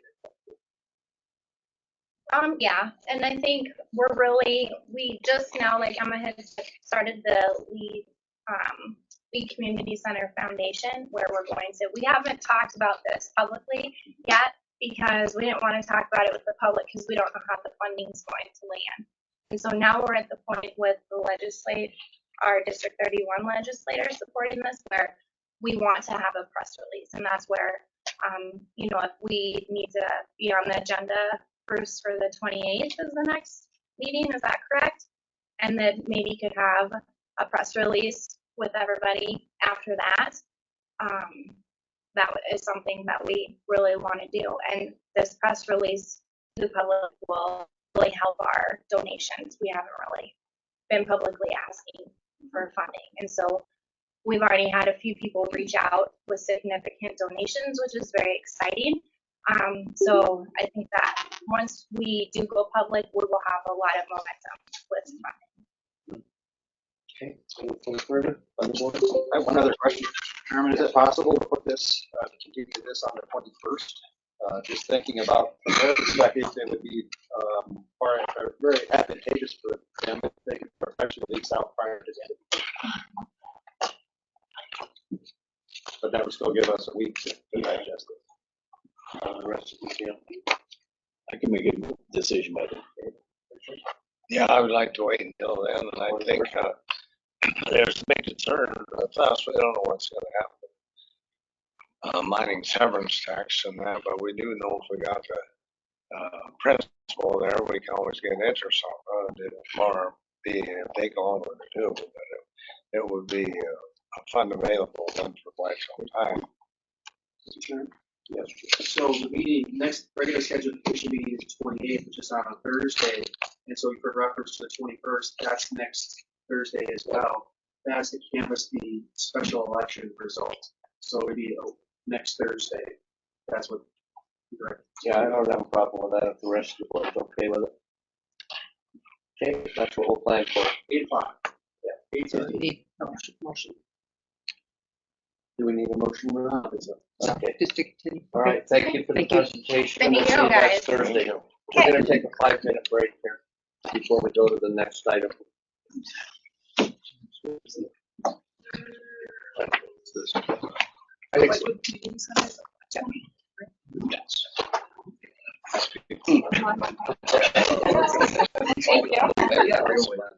Yeah. These guys are much further along. Oh, yeah. You got the cheat sheet. Yeah. Thank you.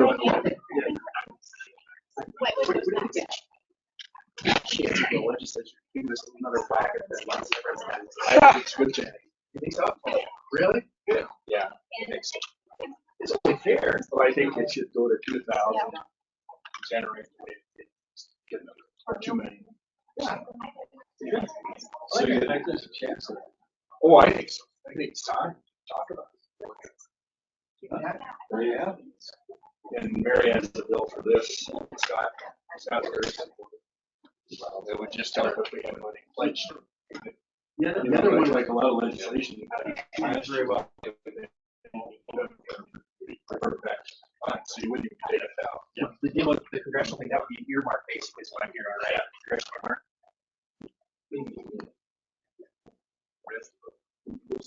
Oh, Randy, good. Good. How are you? Yeah, good. You're up, right? That's amazing. You know, that's good. Not so busy, right? Is it? Man, yeah. Those baits, extreme riches. It's just crazy. Just surprised how how do you get any value out of snow and yeah, Mary's got a bill. It'll be a real heavy lift if we had a pledge from the county.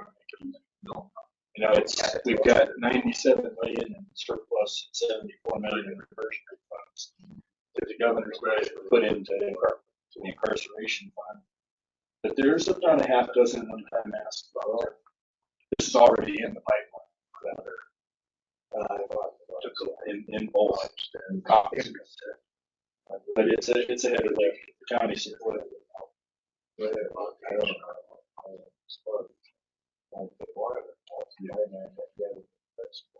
Yeah. So we need to revisit that and re-engage. I'm going to 2 million get some of this stuff back. You know, get it built back up. So otherwise, whichever side. So spent there to use leverage. Then it's gone. Yeah, so we need to change it. That every 10 years it can recycle or something and refund. So, you know, that if they wouldn't have spent so much over Richmond for Brad today. Sorry, Hill. Now they're done with it. It's a leisure time. So, yeah. I think we might even get support. Senator Secretary Roberts really wants to carry those from the time it is. Why are you hanging out with us? Well, I was here for that. I was here for that. I had 3 flats. No. You tried to drag me on the one. You guys, I know I wouldn't do that every quarter. I gotta make a living. You must have said, this is all off the ground. Well, you know, that you must have just decided to go to my No, that's great. All right, we get reassembled. We'll give you the floor. Okay. How's it going? I was gonna go get some coffee, but now I get in trouble. No, you won't. From the chairman. You won't. No, he doesn't care. I already had my allotted amount. The rest of me. You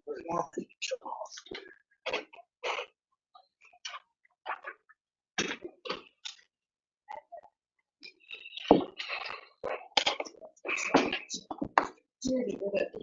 You did it yesterday. Not until I make copies. No. What, the class? Oh, he's signing the Mylars? He just signed the MOA and stuff. So tomorrow I'll be in. You don't. To who? To the group. Probably group and the other. And the other partners. Okay, yeah.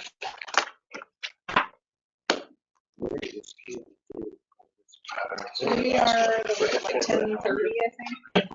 Do property tax. Somewhere there. Yeah. Jeez, this special coffee from now on. Back in my coffee district. So we're gonna do Whitewood now? Yeah. Pardon? Whitewood? You can come up and take the chair, Marvin, and as soon as Richard's back, we'll reconvene. You just have a 1-page. This is all. We've got a little packet. Everything.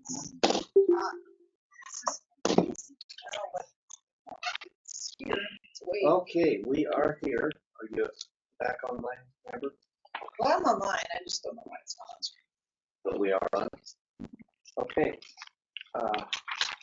Mr. Mutra, we'll give you the floor. Okay, thank you, Center. Thank you for taking time to meet with us. I'm Marvin Mueller with the Whitewood Community Center Committee.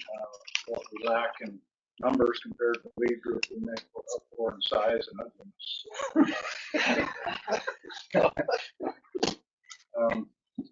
I've got Alan Loken and Jeff Westberg here with me. They've been on the committee for several years. Kind of the same story. We started all of this several years ago in Whitewood, recognizing the need for a lot of things as far as community centers go. And we've done a lot of community surveys and a lot of work, legwork, and found it narrows down to a lot of the same things we presented.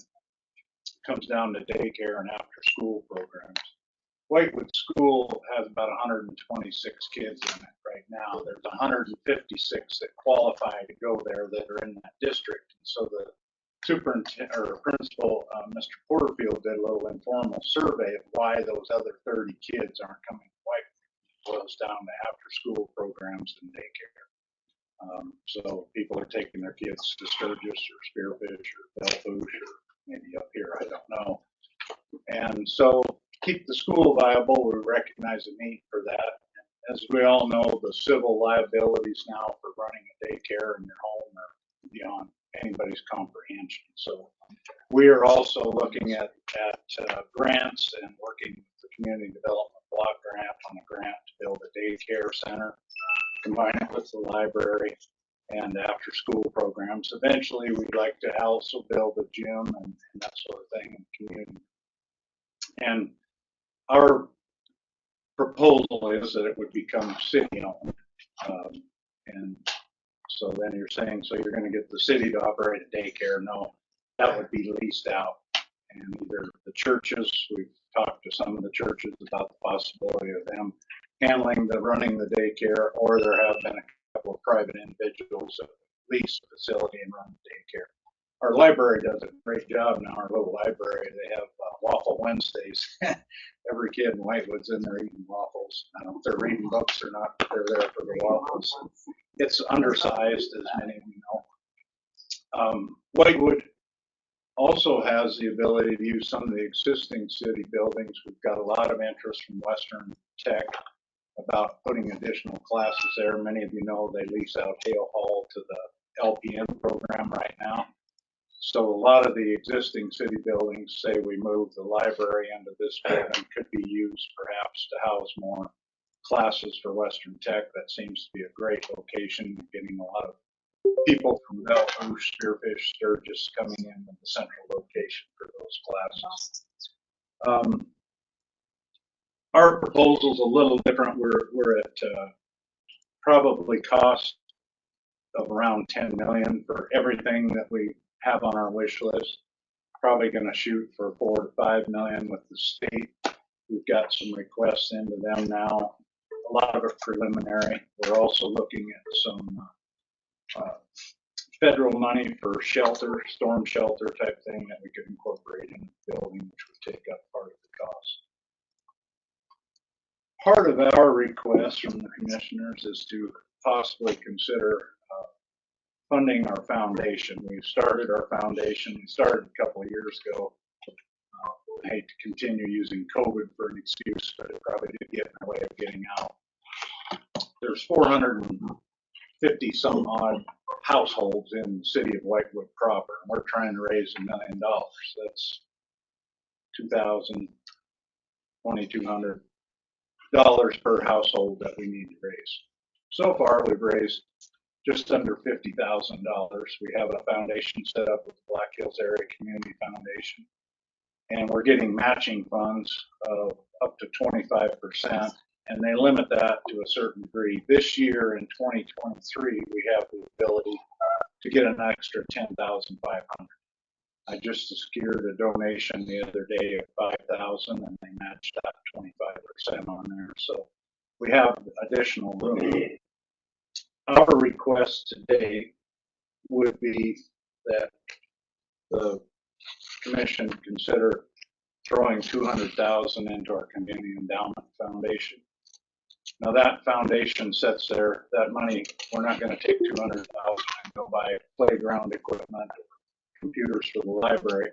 A lot like the severance fund, that principal though needs to stay there.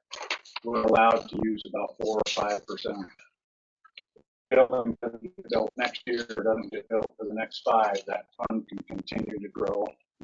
We have individuals that are putting in $3,000 per year. Some are doing it every year, putting into it, and that will continue to grow. I can easily see this foundation building to $2 million. We want that so that we don't end up in a situation where we have a building that's unable to fund itself. We've toured a lot of these facilities, looked at a lot of budgets. You know, they lose $30,000 to $60,000 a year. So we want to get prepared and be on the front side of that, ready with the instruments. I've never seen an iron bracket. Oh, I've always seen the platinum and the gold and the silver and the bronze, but I've never seen iron. That's kind of where I fall. We had to give you a name. Did you, have you guys approached the governor's office about dipping into the principal of the mining center? To the governor's office? No, we haven't. Just curious. Okay. Anything further you want to add? Miss anything? Any questions? Do you have any questions for Mr. Mitchell? I think we're probably on the same process of trying to digest this for at least a week, and we can revisit it next Thursday. Is that all right with everybody? Yep. Thank you. Put it on the agenda. Yeah, about 9 o'clock or about 9:15, 21st. Any questions, let me know. 8:15, I'm sorry, 8:15. Thank you. It's my job. Listen. There's some weird stuff going on with this. I see that. We'll take a few minutes. Try to- Can we? I think Mr. Hansen's next and he's gonna appear. Oh, he's gonna be on Zoom? Yeah, he's not feeling well. Oh. So I'm gonna mute it for the time being.